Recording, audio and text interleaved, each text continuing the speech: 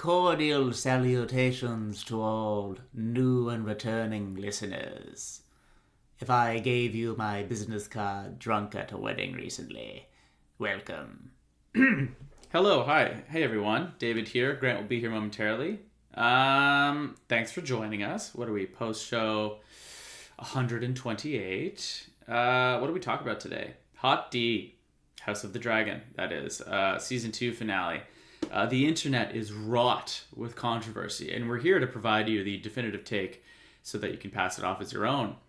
And then we get into something equally controversial, or something that should receive the amount of hate HotD receives, My Hero Academia, specifically Season 7, Episode 12. And then we talk about Ripley. Grant and I are both watching that miniseries on Netflix. We're about halfway through, but we don't get into spoilers, so no worries.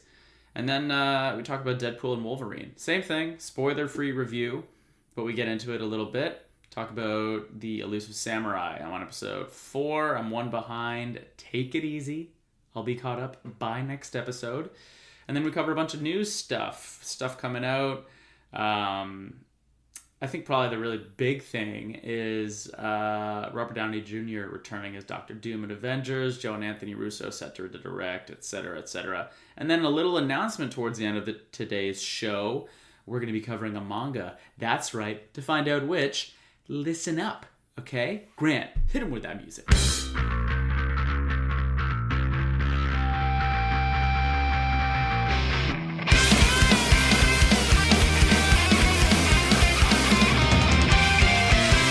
Oh, hey there, Grant. Hey, David. What's up, dog? Just kicking back. Podcast night. Got my coffee. Got my cans on. Dude, I was at a wedding, because when am I not?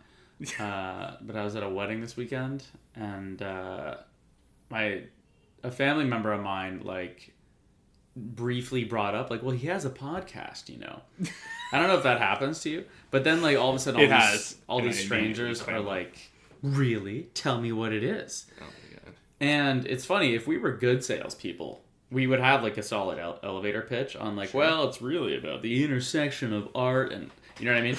But I still hate it every time. I don't know why. When people bring it up, I don't want an elevator pitch. But you would be happy. I was feeling sociable. I was well hydrated, and lubricated. Yeah, I forgot to tell you this because I saw you the following day. Yeah. I probably I must have tossed out a half dozen business cards.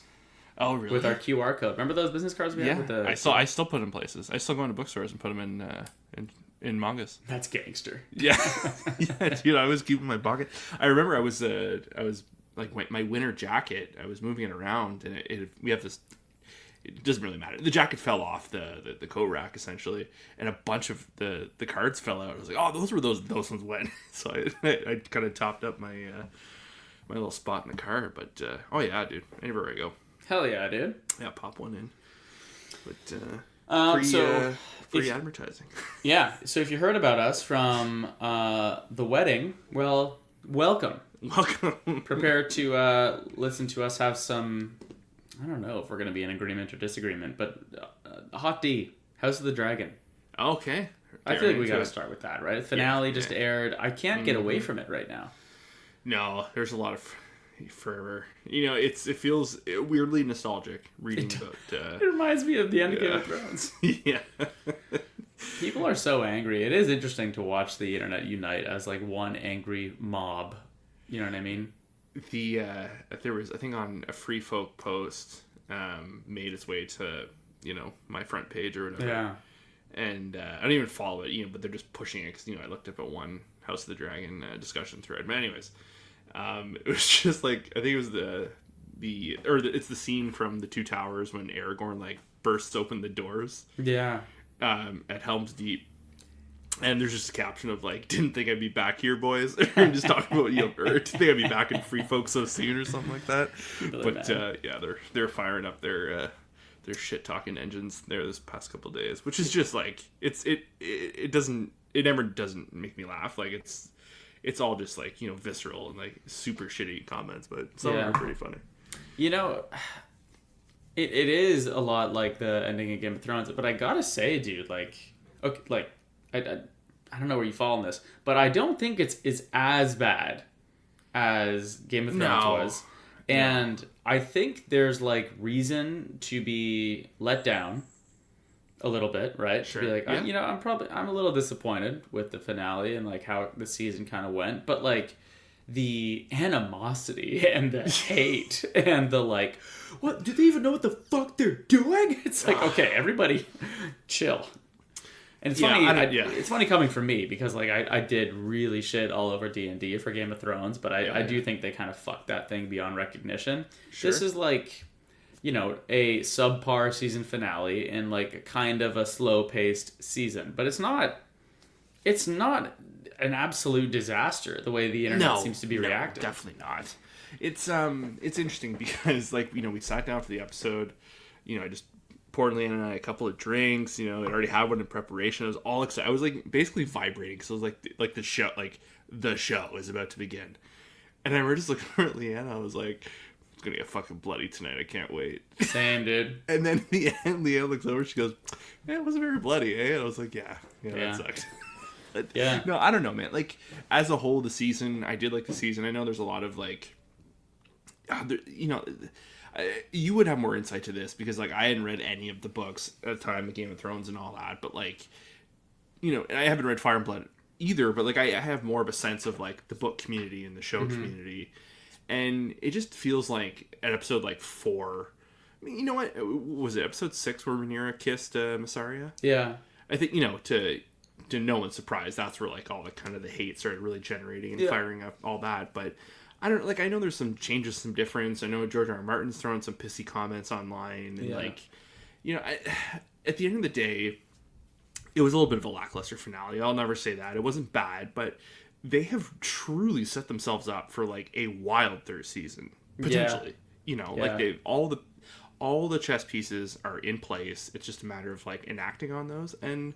Who knows, like, maybe this third season, I'm not going to give them the benefit of the doubt or whatever, because I don't think they've exactly earned it, just kind of the way they kind of dragged us along this season, but, like, they could have full episode dedications to, like, these various conflicts, that they've set up. Like, by the count, there's at least 5 major battles at place, like, different points around Harrenhal and at the sea and up in the sky, and then, I don't know, dude. I think, I am excited. I think it sucks we're going to have to wait 2 years. The timeline hurts, and I think that exacerbates how pissed off people are. Yeah. Like, they're not even entering early production until 2025. No, I know. That's kind of wild. Mm-hmm. And I want to be somewhat empathetic to, like, I can't imagine, the amount of logistics involved and this and that, but, like, and I get it, Game of Thrones in general, like, the IP is a bit of an exception, because, like, they are, like, it does feel like they're shooting small movies. Yeah. So I want to like recognize that, but like two-year breaks in a row, and the idea being like at the end of season 1, like you remember what everyone was saying, and it was like, holy shit, season 2 is going to be a fucking bloodbath, and it kind of was.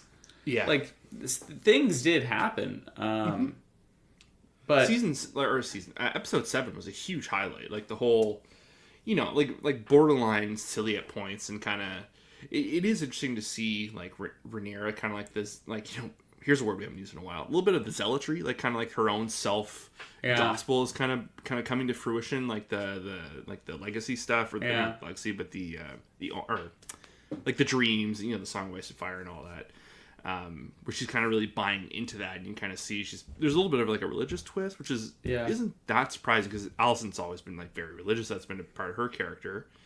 The two of them are kind of two sides of the same coin in a lot of ways, but yeah, I don't know. It was just like like it's like you said, like last season they ended with like Vhagar killing Luke, and like just there was just this like, oh my god, I cannot wait.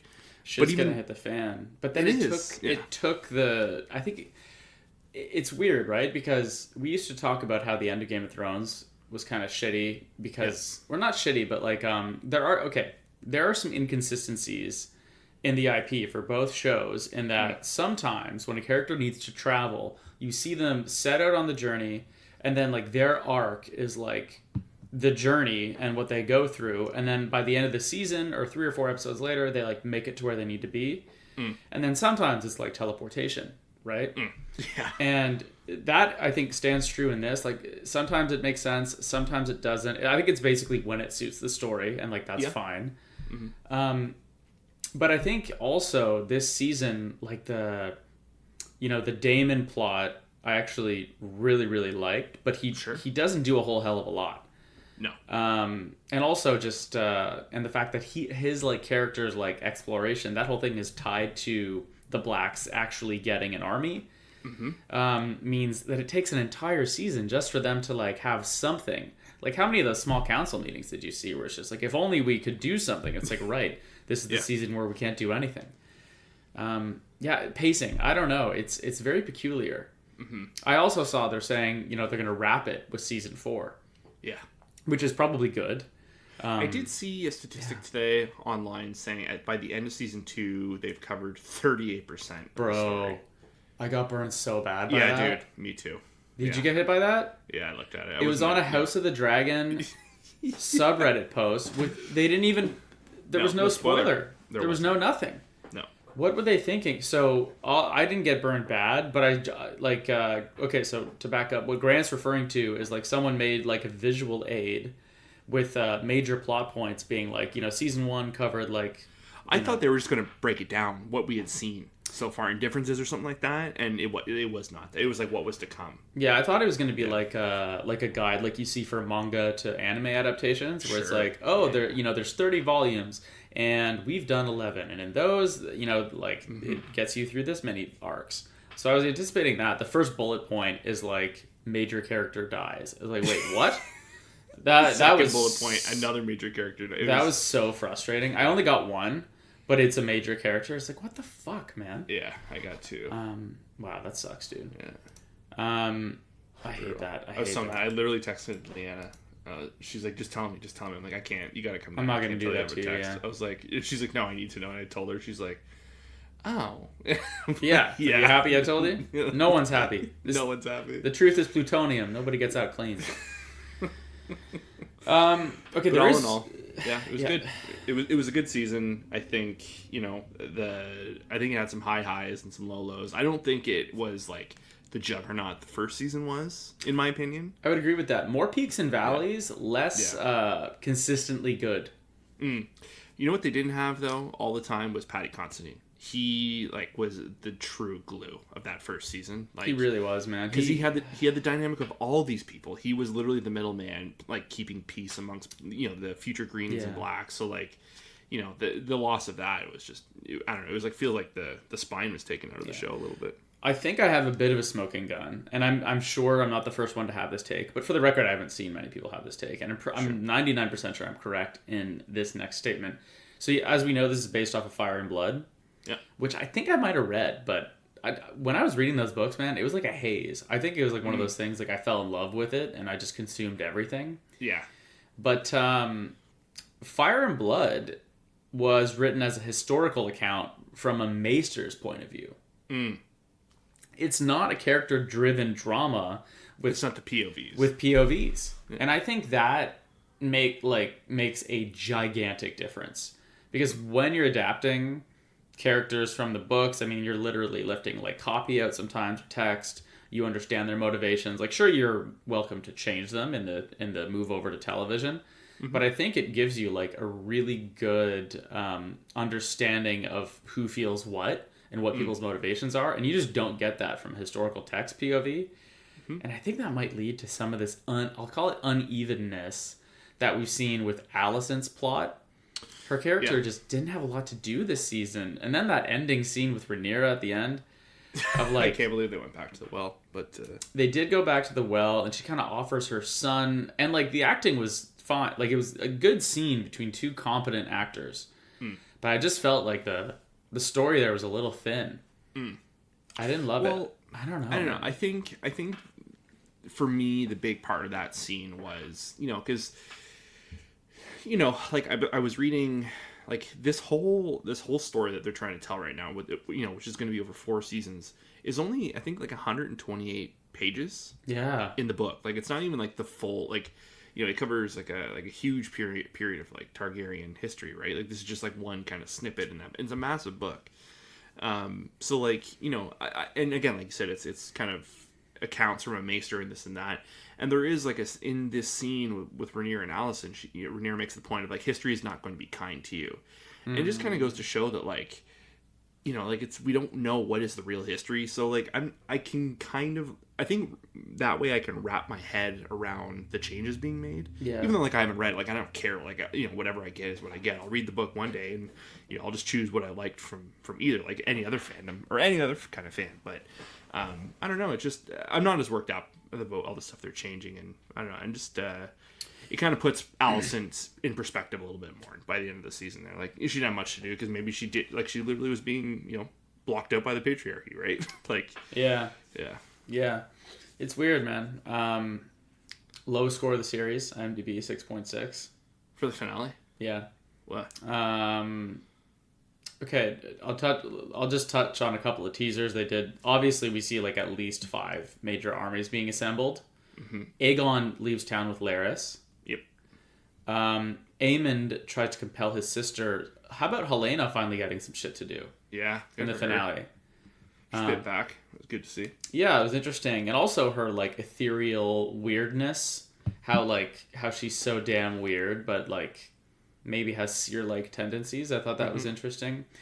I mean, they spent an entire season setting up Daemon to make up his mind, and like I actually really enjoyed, I would say, the majority of what they did at Harrenhal, like the fever dreams. I was gonna say, did you dig the omen, or him seeing into the future a bit? I don't know. I'm a little bit torn on that. I think I mostly liked it. Like I don't know. I don't know if we needed it to be so, and I'm not trying to be a dick here. I'm not trying to nitpick, but I don't know. It felt very on the nose.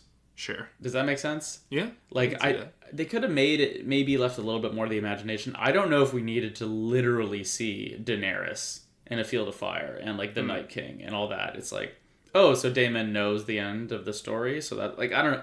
They maybe could have done that with a little bit more nuance. Sure. I felt like, I don't know, man. I liked the interaction between him and Rhaenyra, and I liked seeing him like try to actually lead. Yeah.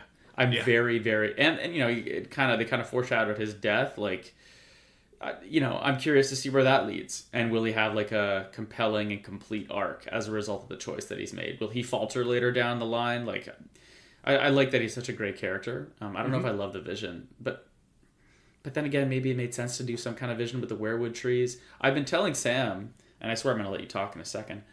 Okay. But every time they're at the weirwood trees, you know what I keep saying, and it feels so obvious they may not do it, or maybe they will. I don't know. But my prediction has been like, I'm telling you, one of these days we're going to see Bran, like, watching through the histories, because that's what he does as Blood Raven. Yeah. Because he's theoretically visited all trees throughout all time in order to see what was happening. So I was like, because every time they're there, they're like, he can technically witness the events of history through those trees. So I was curious about like, oh, I wonder if they'll give him a little cameo to show that he knows about all this stuff. But I thought they did that this episode, but I was mistaken. It was just the funny Harrenhal guy. And they did not. Anyway, what about you and the Daemon plot specifically? Like, it worked for me. I thought the aesthetic and like the scene itself of him kind of like communing with the tree, I thought was like, you know, that was just a beautiful shot. Like him kind of the way like he almost looked like he was like putting his hand into mush, like he was like going into the tree. The effect, like I know it was just almost like blood trickling down, but it was a very good practical effect. But I don't know, like I know. It's funny because we almost felt like he was maybe there a little too long. Like they kind of stretched out his whole experience there. But it's like, did you? I was actually kind of shocked to see him like such a radical shift in him. Yep. You know, but I guess the argument being, I guess my counter to like my thought is like, you know, you really kind of see him go through it in the decision where he kills Willem Blackwood and the Tully kid kind of has him like, in a vice grip of like, do you want us or not? You got to bend your knee a little bit. Yeah. So you can kind of see like where you can see the character change there, but like he sees the dream and it's just like boom, like I'm in. Like it's I feel like I would have loved a little more introspection and some analysis on his part, like sitting alone in the room and trying to welling it over a little bit more. Even like maybe after that, like another. You could have had him talk about Viserys. it with the witch or something, or Viserys in his dreams. That's a great point. That I would have loved to see that, and like kind of like I tried to tell you, all this and that or whatever. But I don't know. I agree with you though. You kind of want that inner turmoil to be a bit like a seesaw. Yeah. But it really felt like the whole season he was drifting towards his own claim. Yeah. And then he touches grass, and then he's gone. No, fuck that shit. I got my wife. Yeah.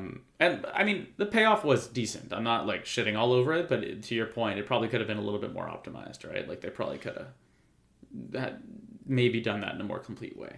Yeah, I would. I just, he is such a good actor, and he has such control of his face and his emotional range.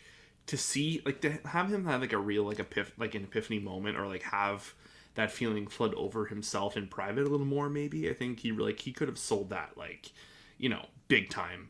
And I know they're cut for time, and it was already a long enough episode and that kind of thing, but it's just, it's because that's the thing, like that, George R. R. Martin's talked about it, and like people have talked about like how complex and a true great character Daemon is. I want, like you said, that seesaw, that was perfect. I really want to see that fight, and I want to see the one side take over, not like a flick of a switch. Like you make a good point about Matt Smith's just acting capabilities in general. For the record, like you needed someone really strong, I think, in all these really central roles. And he's been, despite how you feel about like how they used his character this season, he is a very solid actor. Yeah, like they need to really step it up for him, and that guy feels like he's going to be at bat for Emmys, maybe even this season. Who knows? He could be. He did most of the stuff solo. It was like him and Simon Strong, in scenes, and Alice too, and all that. But a lot of it was just him trying to like tripping out. Yeah, I love that stuff. So. I love the the fever dreamy hallucinogenic vibe to Harrenhal. Is it the witch poisoning him? Is it the place? Is it him going crazy? Like I did enjoy his own guilt. Yeah. Yeah, I really enjoyed like all the confusion. It probably was just stretched a little bit.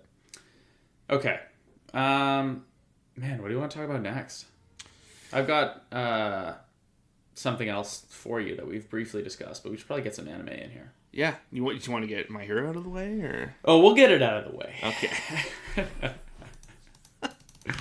I think I posted something on our Instagram at Part-Time Otaku Podcast, where you can also find us on the TikTok. There's this really beautiful shot a couple episodes ago of Bakugo fighting Tomura. Did you see that panel I put out? I did, yeah. That was an awesome shot, to be fair. And I think the caption was something like a really awesome shot from a hella mid show. I felt this most recent episode. Down. Yeah, dude. This episode that just aired this past Saturday would be season 7, episode 12. So spoiler alerts for that. I think I told you I watched that episode and I was angry. Like I was like angrier after having seen it. It was funny because when we had seen each other on Saturday, you would ask me if I had watched it, and I said I hadn't. And so you're like Grant. There was literally a moment where I like yelled out loud of like, "Oh, come on!" And I watched it today, and there was 3 instances. I was like, "Oh, this could have been the one that did." Oh, no, it could have been that. It could have been. So what one was it? What was the moment that you were just like kind of yelled at the TV? Because in my mind there was 3 scenes. Okay. Do you want to tell me, or do you want me to? Who goes first? You want me to go first? Yeah. Just tell me which one it was. It was. I'm just looking at my notes to make sure there's nothing else. Oh yeah, there was at least 2, but the first one, and probably the one that I was talking about, was the stupid edge shot, "I'm going to become this kid's heart" scene. That was fucking stupid. Yeah. That character is stupid. Like, and it's insulting, and it's been going on so long. Yeah. I know. I don't want to like personally attack the author, but I I'm getting closer. No, I'm kidding. But I get this vibe that like, we've seen different and more superior shows, anime shows, whatever, IP, be like in this environment where like secondary character makes major sacrifice in order primary character to live on. Yeah. And you're supposed to feel that burn, right? Mm-hmm. Like, I can't think Krillin. of it. Krillin, yeah, sure, Yeah. whatever. But the design and the intent is like you're killing a character, you're reducing the head count, and you're making it feel earned, right? And but like nothing about this is earned. It's dumb. I don't care about Ed Shot. He's been on screen, that's true, but I have no reason to care about his character. We didn't even fully understand the depths of his quirk and like the fact that that's even an option until this moment. And also, it better not fucking work. Like, we talked about it. Like, that whole the whole death was actually decent. It was incredible, dude. And we had talked about it the last time we recorded. Like, I'm not trying to say it was like one of the all-time greatest deaths. It was good for My Hero. And all that. It was great for My Hero. I thought it was great for the character of Bakugo. You know, like, I think we did say I would have loved like a little more time of like him figuring it out and like, you know, speaking on it a little more. But it was a tragic death. That's the point, right? Like, we were robbed of it. Yeah. It was tragic. It was a last ditch thing, and it felt right. Like, not, you know what I mean, but like, and it's one of like the only like, I don't know, like 5 super high moments they've had in the past like 5 years. Yeah, genuinely, I'm not trying to be a dick, but like they have not been running that hot, and it was a huge moment, and it worked. It really, really worked for me, and they, without skipping a beat, they're already backtracking it. Like, it's wild. Like, fuck, man. You know, there's that, and then I thought maybe it was All For One getting the friggin' the blood bag there, like going back in time. Yeah. But I came back around on that. Yeah, go ahead. Well, it was just it was, you know, like that whole thing. It's like, I get it. Like, I knew Ares' powers were going to come back into play. Like, again, they haven't even really talked about like how they got Mirio to work back. You know, his powers or the million. Yeah. And, you know, I know they still had some blood samples from whenever, but like the fact that they did it was one of those things I think we knew was going to happen maybe at some point. Like, it was, that storyline was so like tauted and so like lasted so long. They were definitely going to go back to it. But the thing I loved about it in the end is, you know, like, as a villain, All For One hasn't always like super worked for me. He like has always kind of screamed like, you know, just like kind of like bad guy for bad to be bad kind of thing. Like, it got a little better when we got the stuff with his brother and we found out, you know, One For All and whatnot. Agreed. But he had like a really good monologue in this where he was just kind of talking about like his intentions of, and to me kind of like made it like him more of like a more dimensional villain, where his whole goal, they asked like, oh, why are you like this or whatever. I can't even remember the context of like why he's bad, and he makes reference to comic books, and he's kind of like shitting on them, saying, and I was like, oh my god, here we go, this is gonna be stupid. But like, he kind of like takes like I am right now, he's taking a while to get to his point, but he was saying like, yeah, they were just like bad to be bad and da da da. He's like, my goal is like, I don't want anyone to have a future. He's like, I want to take that away. And it was just, I don't know, it was the line delivery, it was the scene, and you kind of see they're all fucking scared and this and that, like, you know, he's like back at like prime power. And like, for him to say like, yeah, like, this is gonna kill me, like, this is like a last ditch attempt, you know, and he even gives like Endeavor props, like, didn't think I'd have to use this with you, you know. But I don't know, it was just the delivery. I thought it was cool, the whole like, oh, you know what, it's a little late in the game, other than the fact like, you know, he kills people, he's done this, he's tortured people, he's made out, you know, they've said he's done all the things, we just got to take it at face value that he is bad. But to hear him like deliver a line like that, I'm like, oh, this is a bad dude, like, you know, and I get it, but, you know, so it's I don't know, it kind of won me over. I don't hard disagree. I've always liked the voice actor they use for All For One, and I agree. Like, you know, like all, like even in well-written anime, sometimes like there's like people be monologuing, right? Yeah. And the translations often doesn't serve the story optimally. But I didn't mind that. I was annoyed by the rewind thing, but when, to your point, they were like, oh, but it will like fucking kill him. I was like, oh, okay. Like, if you're about to be like, oh, he's just 100% back, I was like, dude, like, this is ridiculous. This better. Like, we only have like 8 episodes left. We don't have time for this. The other moment was also the Lemillion like butt thing. That was also stupid. But I was sincerely out of fucks. Like, I was like, literally. I don't want to sound like such a grumpy old man, but I think we're getting to the point where we're gonna have to embrace that's what I am. Was that why you were quoting Nighthawk drunk in the car the other night? You were in the back seat, kept making references to Nighthawk or Night Eye. Oh yeah, because that was his. And I think you were quoting him from this episode. Yeah. And I was like, why are you saying that? Say, well, you know what happens when people drink, Grant? The trauma memories come out. That's what happened.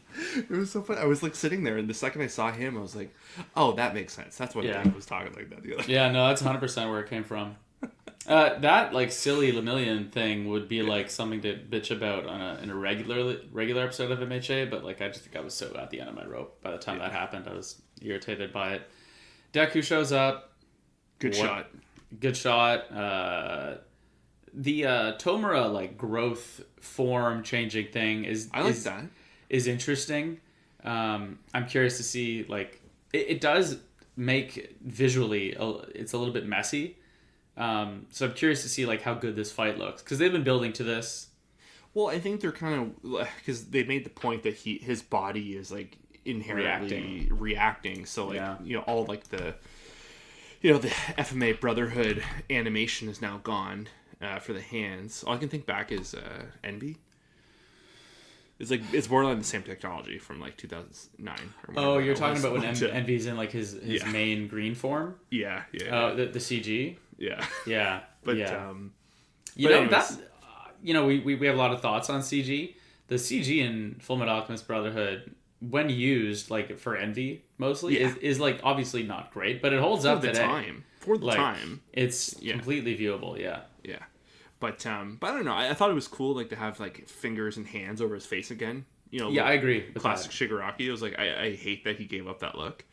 Yeah. I thought that was one of the coolest things about him. His OG look there, like in the black pants and sweatshirt, and the hand over his face there, like he looks so dumb with the cape. But anyways, we got to give him a little bit of credit. Like one thing that is that we do see over time is how these characters have changed. Right, that he quite literally looked like a teenager in that old one.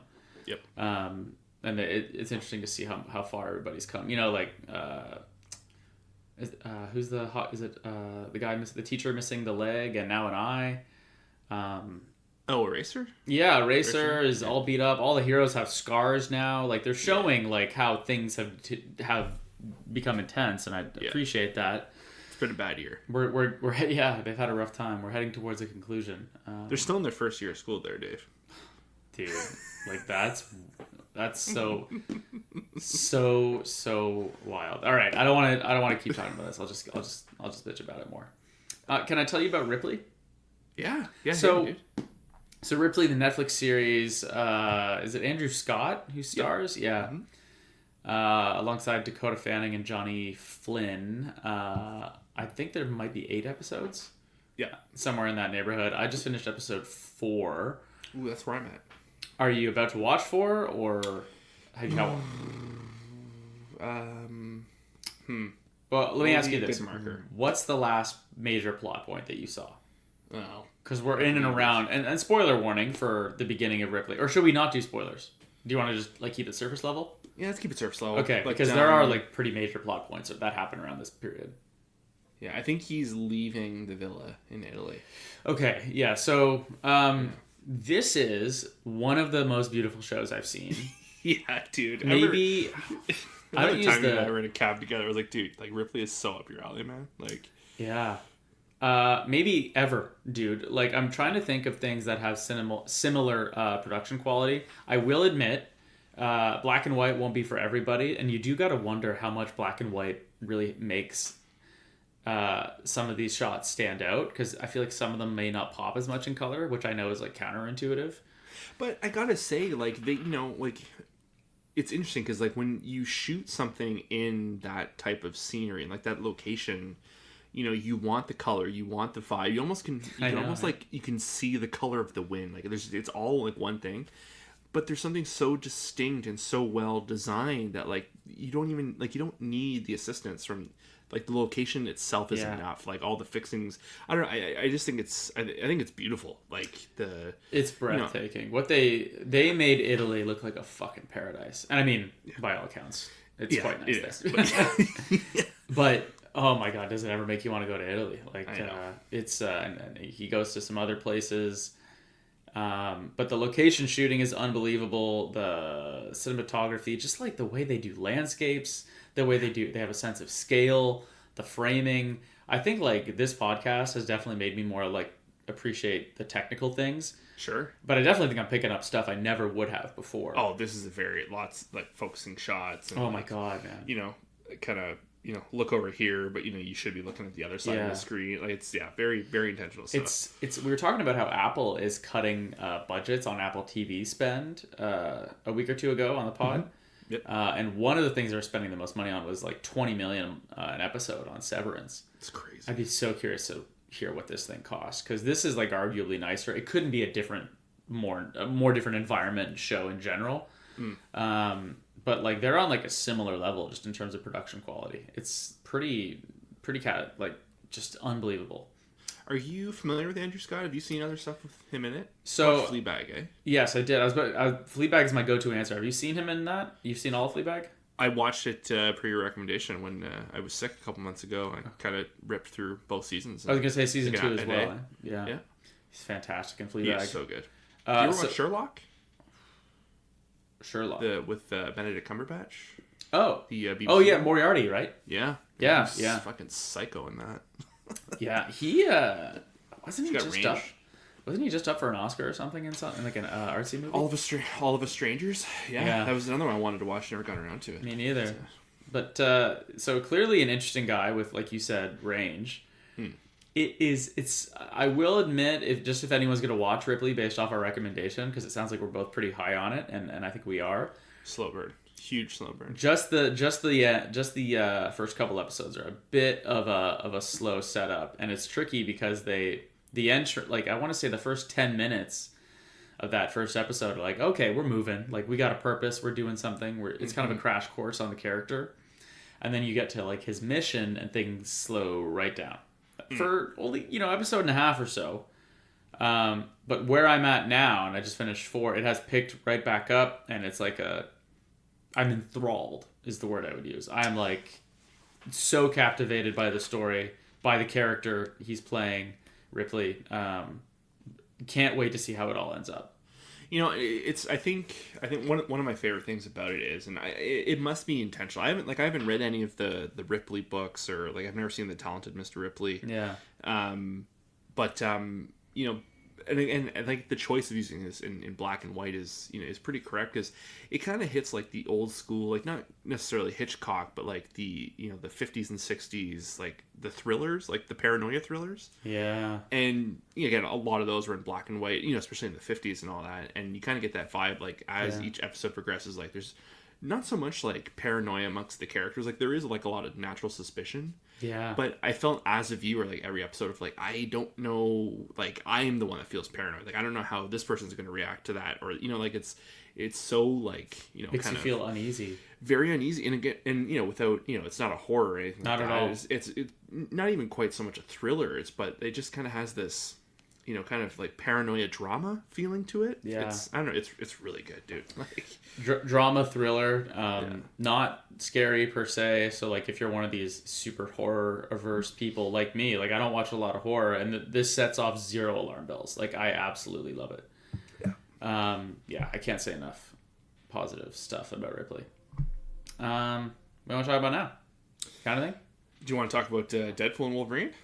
Oh, dude. How was that not in my notes? Yeah, we saw Deadpool and Wolverine. Should we... Okay, this is tricky. What is our spoiler approach here?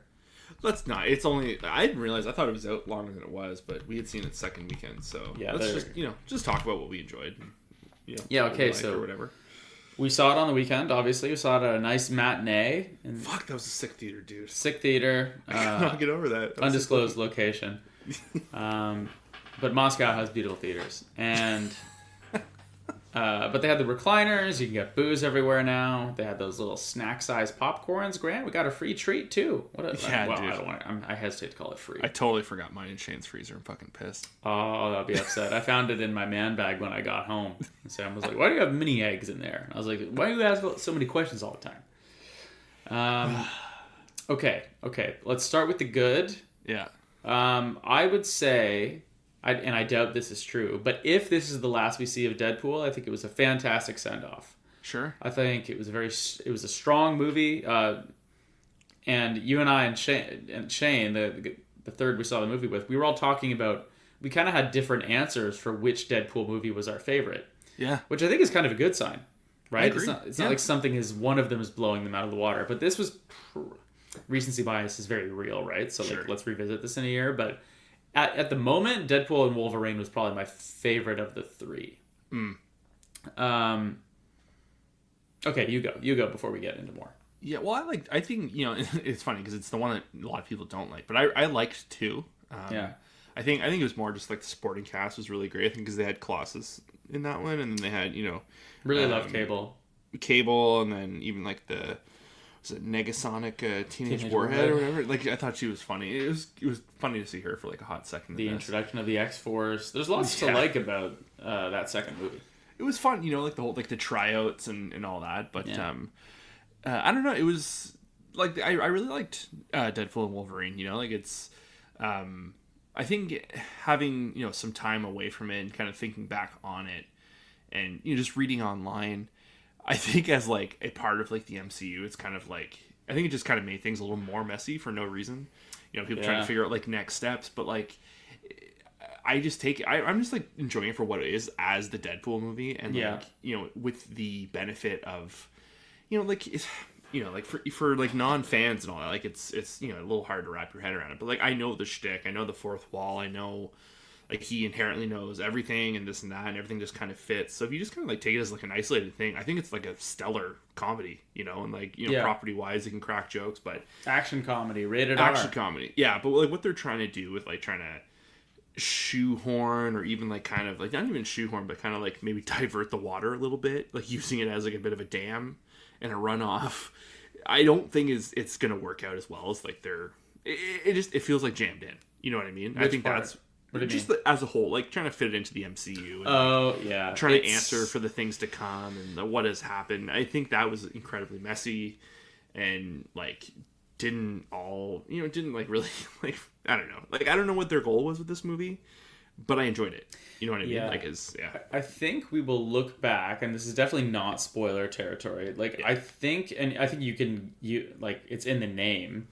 I think this is probably the one and only, well, I don't want to say only, but at the moment it is, the one and only like tweener movie that kind of bridges the gap between the Fox universe and the MCU. And to your point, it's definitely not clean, right? Like it is interesting that they were able to solve some problems and get rights to certain characters that you wouldn't expect. I think like one thing that everybody knows, whether or not you've seen the movie, just based off the headlines, is like there's a very high amount of cameos, many that are surprising. And it's neat that they worked all that out, and it makes sense because like they have all these rights now. But yeah, I'm not super interested in seeing more movies like this, right? Where it's like, okay, let's like give all these characters put them all to bed, and then you got to reintroduce all the new ones, and you got to integrate Deadpool into existing plot lines that go on. Like to your point, like it does seem difficult to avoid having an MCU film without at least propping up existing saga-wide storylines. Like, and that's not a spoiler. I just mean like it's hard for a movie to like have a contained story in the MCU at this stage. And I don't know if like I'm super interested in watching. Like, let's pretend for a second, Jonathan Majors was still in as Kang. It's like, do you have a ton of interest in like a Deadpool 4 where it's like him like popping in and out of like different heroes fighting Kang? It's like I kind of want Deadpool to be Deadpool in his own movie outside of all this shit, Yeah. Well, but then again, maybe that's part of the charm. Like he comes in and fucks things up for other people, like chaotic good kind of style. I almost wonder if what they're gonna do is like, because like again, when we were talking about this weekend, is like the cat is out of the bag when it comes to all the the multiverse traversal stuff and this and that. I think they could use the Deadpool movies going forward as like avenue A for all the multiverse stuff, where they can hop around. It is multiple this, multiple that. They can get goofy. They have people on contracts. They can kind of pull in their key players to do this and that, whether it's a bit part or a full run in the movie. But I think going forward, on like the main track of Marvel and the MCU is, I think like they can't get rid of the multiverse stuff because it's going to be a huge part of Fantastic Four, because I think they've already said it's like or it's been hinted at that they're going to be in a different universe compared to 616, but there is going to be some convergence. I think they're just going to keep to like one or two, not get super messy, like because before it's with the Loki stuff and all the TVA, like we've in an episode or a show, in a movie you see like 10 different iterations. I think they're just going to reduce their number. They're never going to be able to close it off ever. Like I think like you said, they opened Pandora's box, right? Like you went down this road. Yeah, so they're gonna, like I said, I think it'll be a little more structured and more focused, and I think they're gonna have a little bit of growing pains for like some, which we'll get into in a minute there, like a couple new villains and stuff like that, and bringing everything back to the main, or I guess what the whatever, like the 616, which is like the main line around the main sacred MCU. timeline. The sacred timeline. Thank you. So I don't know, dude. It's talking about it, like I'm exhausted. And it's been a 5-minute conversation. Like it's silly. It's truly silly. And I think the best thing about this Deadpool movie is it kind of just flies in the face of how fucking silly all this has been. Yeah. And how a bit of a failure it was. And there's like going back, just like some of the jokes. Like again, like I know it's they're making hundreds of $millions out of this movie, so they don't really care. But like some of the jokes at the expense of like the powers that be are like kind of priceless. I've been watching some spoiler interviews about like how did you get that in the movie? Like one that's easy to give away because it's in the trailer. I think that's fair, right? Which one? Okay, in the trailer they talk about, and this is the trailer they put out like 6 months ago, about they say the one thing Feige doesn't want is cocaine, and then there's all these jokes about even angel dust, and they did try to use all these euphemisms or slang terms for coke. And the ironic part about that was like Feige, when they were making the movie, it was like, hey, if you're going to use like certain assets, like let's say like if you're going to use the TVA, it's like make them look the same as they look in Loki. Like that's not a big ask, right? Or if you were going to bring in like an existing asset from the MCU, like actually it shows the TVA in the trailer, so I don't have to dance around that. But he just said make the look consistent. And also, I really don't like the drug use. But like the rest, like go ahead. Like nudity, rated R, decapitations. I just don't want to. I would rather not show them using cocaine. Sure. And then that night, they wrote that joke about Feige not wanting cocaine in it. And they put it in the script for his review. And he was like, yeah, all right. That works. Yeah, that works. But I do got to say, if there's one bad thing, the first, outside of like the opening, there's like an opening action set piece, which is probably like worth the ticket of admission alone. It was very good. Yeah. Are you talking about the opening credit sequence? The opening credit sequence. Yeah. But after that, there's this, no exaggeration, everyone listen, there's like 10 to 15 minutes from that to where like the story kind of kicks off again. Yeah. It just does not fucking work at all. It is one of these, I was so bored. I was like, can we please get the movie going? It was just like, it's not really a spoiler. It's just like Wade Wilson being in like a bit of a slump. Has no direction. There's one of the first cameos, he has like a sit down interview. Did not work for me at all. I was like, this is excruciatingly bad, in my opinion. Yeah. And it's one of the least funny things. I don't even remember what it was.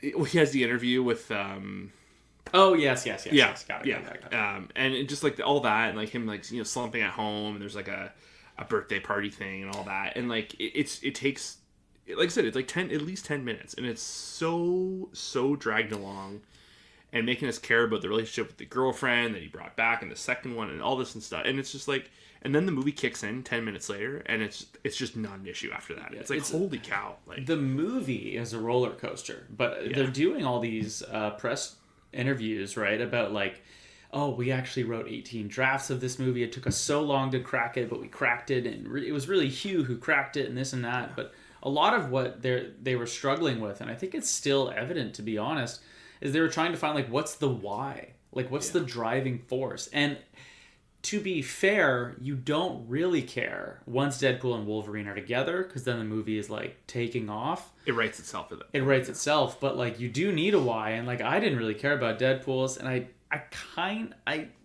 Wolverine's made a bit more sense, but I also didn't care, because and that's, I don't know, man. The why, the deeper meaning stuff, they really struggled with that. I felt in Deadpool 2, where they had these whole like this inner turmoil he was battling. It's tricky because you want to make him a character that is like genuinely struggling, because you imagine that he would be given his circumstance. But you make that like 10% of his makeup, and the other 90% is like fourth wall breaking, insane profanity and violence. You kind of sometimes just want to forget about like the why with him. You know what I mean? Yeah. Because they want him to be a real character with like real thoughts and feelings and motivations, and it's hard to like see that sometimes. It's tricky. They did nail it in the first movie, but I've just had a hard time with him. The moment he put on the suit, he's not really Wade Wilson anymore. No. Right? No, he's Deadpool. And I don't feel like I need to understand his why. He's out of his fucking mind. I don't know. But all that said, enjoyed the movie. Great soundtrack. Great soundtrack. The cameos are good, mostly. You had that interesting little tidbit about Madonna.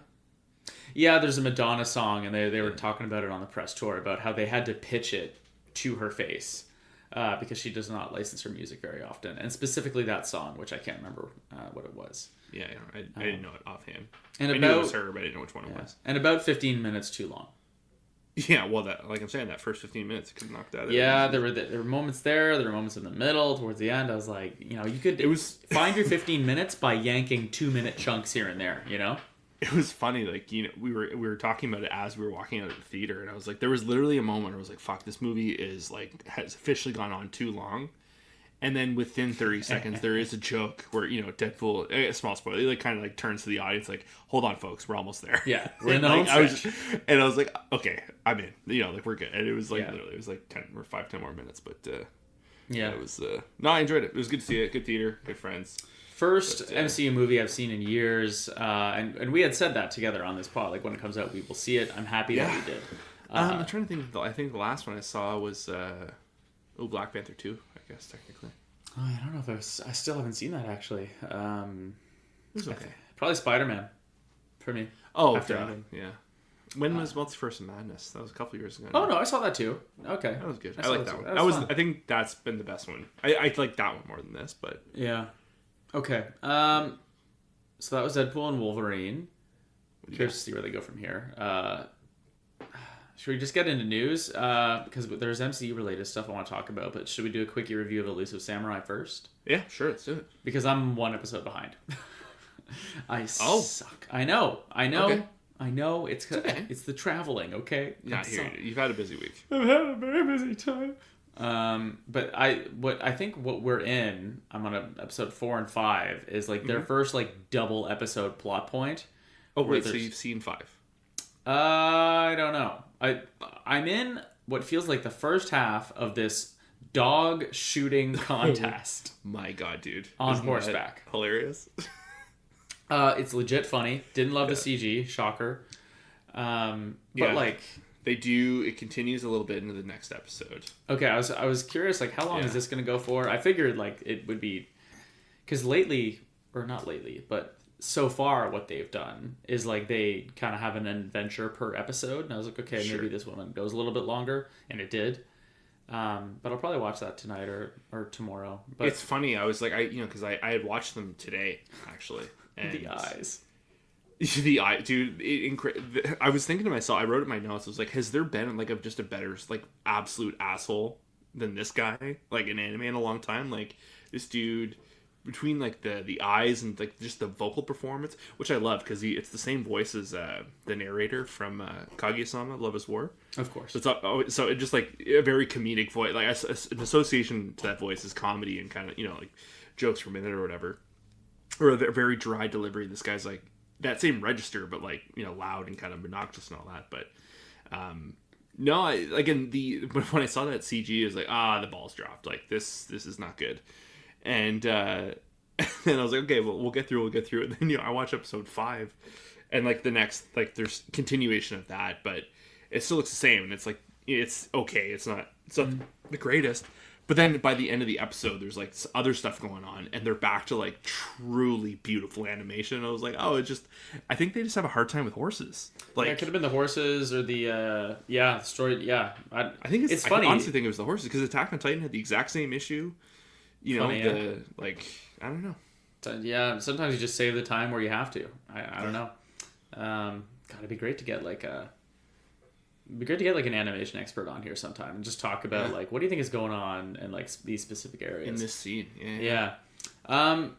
Yeah, but otherwise, like, I absolutely love it. I filmed Talk of the Tick for the youths that I'm going to put out later this week. You're sick. Part-time Otaku podcast on the TikTok. Advertising Elusive Samurai. No, kind of It's just so saying good, that dude. Probably It's so beautiful. I think I said it's probably the best anime on right now. Which, Yeah. I mean, it's competing against My Hero. It's not that big of a stretch.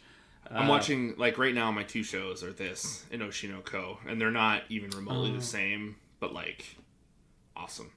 That's Dude, true. I had a guy at the gas station Sunday morning give me ups on my Oshinoko shirt. And I was like, fuck, yeah, dude. Nice. That's a good feeling. Hell But, yeah. Real recognize is real. Yeah. Have you seen some of the stuff coming out of the Olympics? Yeah, dude. Gear 4's everywhere. Gear 4's everywhere. Yeah. Haikyuu soundtrack playing when the Japan team won. Goku's Ultra Instinct theme. I saw a lot players. of Luffy stances. A lot of Luffy gear stances. I saw people doing Gojo's domain expansion. There's a lot of those, yeah. Love it. Love it. We're here. We're not here to take part. We're here to take over. I saw Anonymous, like, tie fix. Let's go. That was a cool one. What else did I see? JoJo. Oh, there's a JoJo pose, of course. Hell yeah, dude. Yeah. We don't After which discriminate. JoJo. I love it. Bring it to the world stage. Yeah, dude. But no, the Elusive Samurai, everyone should be watching. It is truly, truly, like, I don't, like, they just do such a good job at, like, setting up the historical significance of these characters.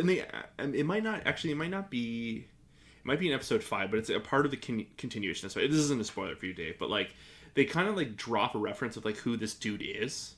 Or maybe it wasn't episode 4. They kind of talk about the significance of his archery. And they kind of connect it to, like, modern day archery as well. Like, how his legacy still kind of carries on to the 21st century. I think so. Yeah, because I knew that he was the shit. I think they got that in the character intro.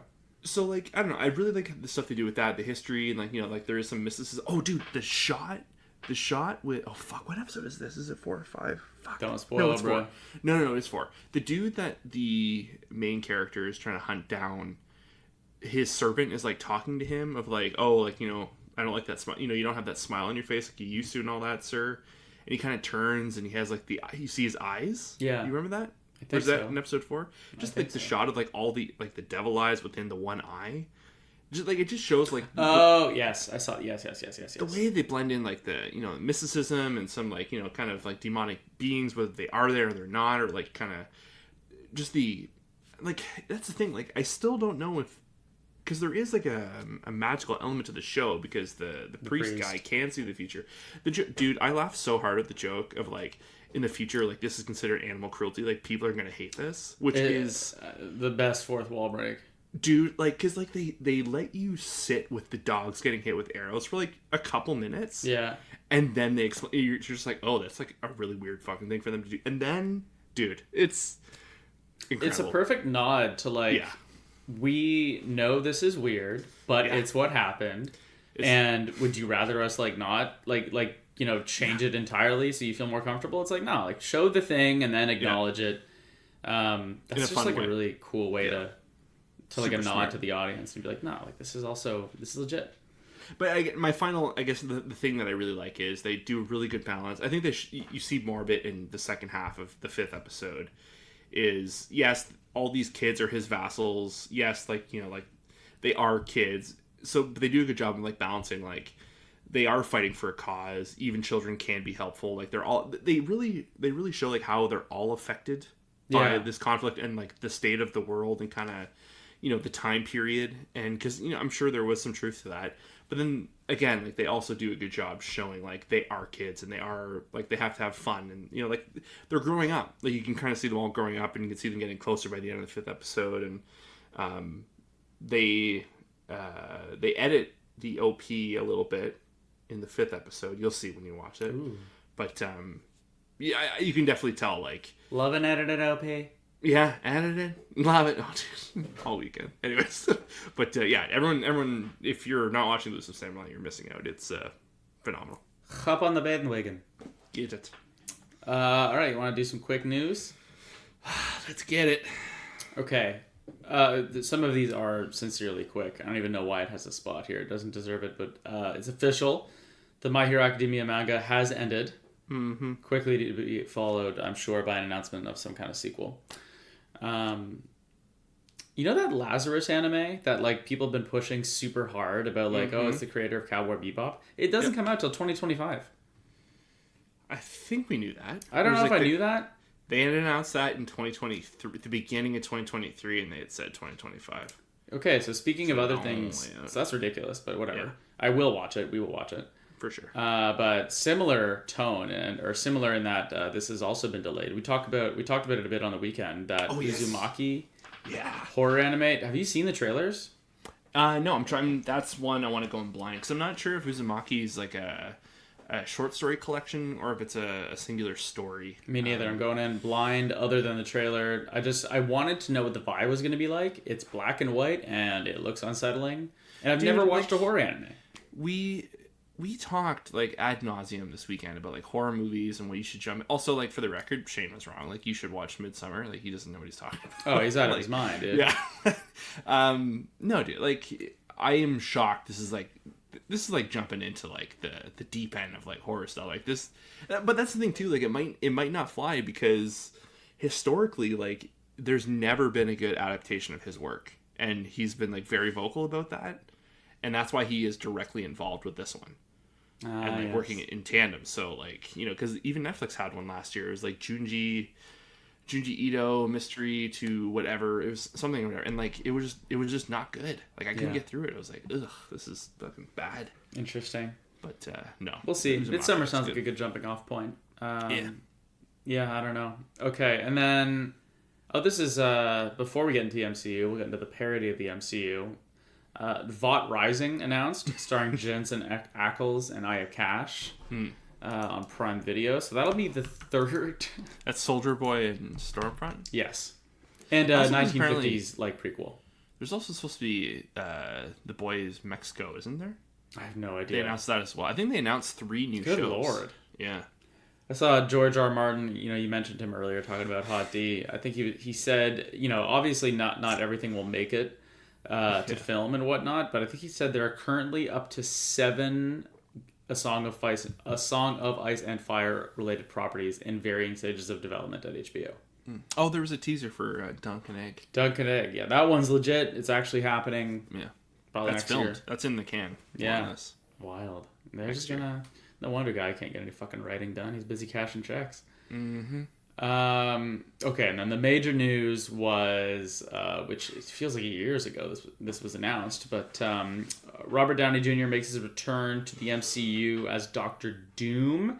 Stupid. With Avengers Doomsday slated for 2025, with Joe and Anthony Russo set to return to direct. A couple notes on compensation here. Sources say Marvel's paying Joe and Anthony $80 million to come back for both Avengers back-to-back movies, but they're paying significantly more, end quote, for Downey to take on the Doctor Doom villain in the neighborhood of $100 million total. But both deals include some form of back-end compensation based on performance of the film. So for the Russos, probably all's well that ends well, right? Sure.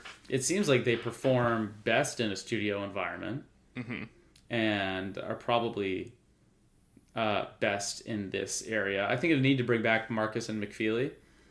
Those are the guys that wrote the last 2 Cap movies and the last 2 Avengers movies. Have they been involved with Marvel since those? No. No. Okay. Which is interesting. And, you know, you could perhaps chalk something up there about, like, you know, the writing talent leaving and the subsequent quality drop. I don't know. There have been a lot of takes on the RDJ thing. Okay, let's get the obvious out of the way. It seems likely, you know, and we don't have a crystal ball, but I think the prevailing sentiment right now, the prevailing take, is that it's probably, like, it's not just Doctor Doom showing up and he just so happens to be played by RDJ. That's probably silly. What is more likely is that he's like a variant from a different multiverse, and the Avengers will be, I don't know, hurt and confused at having to fight their old friend who's not actually their old friend. Is that remotely in the neighborhood of what you're thinking? Yeah, I think so, I guess. Like, I don't know. It's hard to tell because we are going to be getting we are going to be getting Fantastic Four before, because he's like a traditionally a Fantastic Four villain. And you mentioned they're from a different multiverse, right? They have said that already. Yeah, but, so I don't know. Makes sense. It's going to be like a Jetsons, like kind of like old school future, kind of like 50s. I think that's the vibe they're going for, 50s era future or whatever. Interesting. But I like know that stuff. Yeah, I do too. But I don't like. It's like I'm not like so against it. Like I think, we were talking about it, this weekend, and it was like, like they're not going to pay him to not show his face, right? Like, yeah, I think it would be a move to like him show up, just total essentially vocal performance, and you show his face like a couple times there, but like. Just like act the shit out of it. Like play a villain. I don't want a funny Doctor Doom. I don't want like tongue in cheek. Like, if he Doom, does his Tony Stark. Yeah, if he does his charisma thing instead of the bad guy thing, like he's already taking and like I know this sounds like silly shit because they're fucking comic book movies. Yeah. But like, Iron Man has a legit legacy on top of like being at the head of the largest and most valuable franchise in cinematic history. Like he had a good death. It actually landed against all odds. He walked away with like dignity. It was a little long in the tooth, but not so long that people were happy to see him go. Mm-hmm. It was the perfect fucking out. Yeah. And he's coming back. And fine, you can be like, oh, it's technically not him coming back. He's coming back. He's coming back for a payday. So like, do not fuck this up. You know what I mean? Like, you're already up against it, and maybe you don't care. You get an extra $100 million in the bank. Mm-hmm. But like, you know what I mean? The stakes are high. Like, just don't. Like, you're coming off an Oscar. Act. Yeah, that's the thing too. Like, I really hope they don't. It's hard because like it is such a mess. But like I remember when like this second Avengers movie came out, like Ultron was a huge deal because like I think the biggest bads, like some of the most notable characters over the years, like I think the three that come to mind for me, Marvel side, is Ultron, Thanos, and Doctor Doom. Yeah. And like they they got in and out with Ultron. They fucked that one up. So I think that was more of a Joss Whedon thing. I really hope they do. I hope there's like an effort in Fantastic Four to tee up Doctor Doom and not just like a stinger and like a little thing here and there, like and just like a quirky background, line from RDJ. Like, I don't know. Like, I that's the thing too. Like, I almost hope he is a villain in Fantastic Four, right? Like, if they're making an announcement.